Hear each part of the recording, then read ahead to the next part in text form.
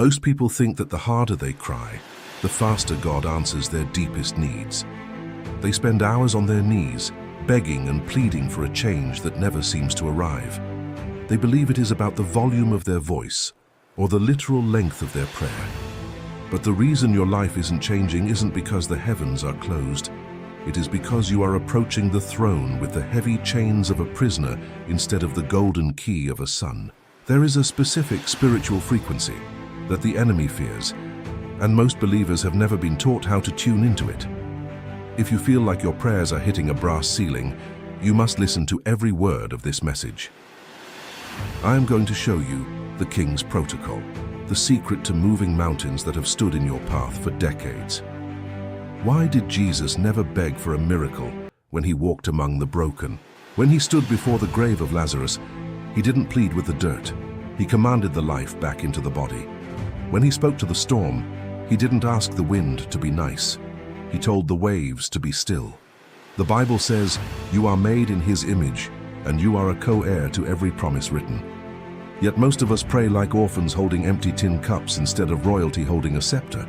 An orphan begs for a single crust of bread, but a son asks for the keys to the entire storehouse. When you pray with a beggar's posture, you are telling the spiritual realm that you do not own the ground you stand on. If you do not recognize your own badge of authority, the darkness has no legal reason to obey your command. Spiritual power is not earned through your desperation. It is recognized through your divine identity. The first mistake you're making is your mental posture, which acts like a faulty compass during prayer. If you go into the secret place hoping God might show up, you have already dropped your shield before the fight begins. Faith is not a hope that something might happen.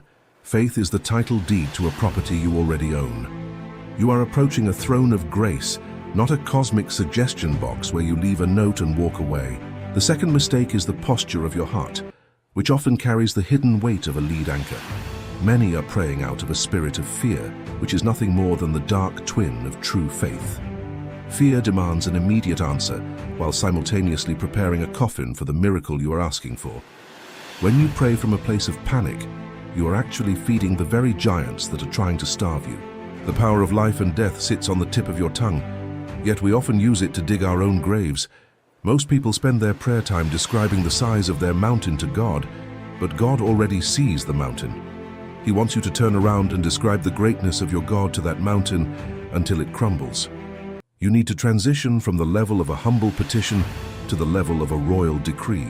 A petition is a request that can be denied, but a decree is a binding legal order that must be enforced. The spirit realm reacts to orders and recognized authority, not to endless murmuring and spiritual complaints. There are things in your life called monitor spirits that act like spies tracking your spiritual confidence. They watch how you handle the sword of the word and look for any sign of a trembling hand. If they see you praying with doubt, they double down on the pressure to see if you will fold. They realize you don't actually believe you have the power to evict them from your family or your finances. You cannot command a spirit of darkness at midnight if you are shaking hands with it at high noon. Authority is about the consistency of your walk and the purity of the armor you wear every day.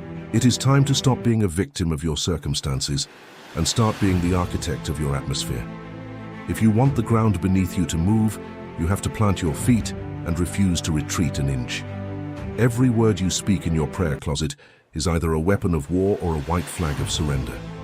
You must understand that the spiritual world is a legal system where rights are strictly enforced by the blood. The enemy is a legalist who only packs his bags when he is confronted with a signature he cannot challenge. Too many believers treat their prayer life like a lottery ticket rather than a guaranteed inheritance. You were never meant to grovel for the promises that were signed in blood and delivered to your door. If the king has already stamped the decree, why are you still asking him if he really meant what he said? Today we put the white flag of defeat away and pick up the heavy sword of the Spirit with fresh strength. We are going to learn how to speak with the weight of the entire kingdom of heaven standing behind us. If you are ready to stop begging for crumbs and start reigning over your life, this shift starts today. This is not just another video. It is a formal summons back to your true and divine purpose. Let's begin the activation of the authority you have carried in your pocket, but never actually spent. Prepare your heart as we enter the realm of the King's Protocol and watch the walls fall down. The breakthrough you have been starving for starts with the words you choose to release into the air right now. Silence in the face of a spiritual attack is a silent agreement with the enemy's plan to destroy you. From this moment forward, your prayer room is no longer a place of weeping. It is a war room of winning. You are a chosen one, set apart for a glory that the natural world cannot even begin to comprehend. Do not allow the temporary pressure of your flesh to steal your eternal standing in the courts of heaven. Stand tall, speak with the voice of a lion, and watch as the atmosphere finally shifts in your favor.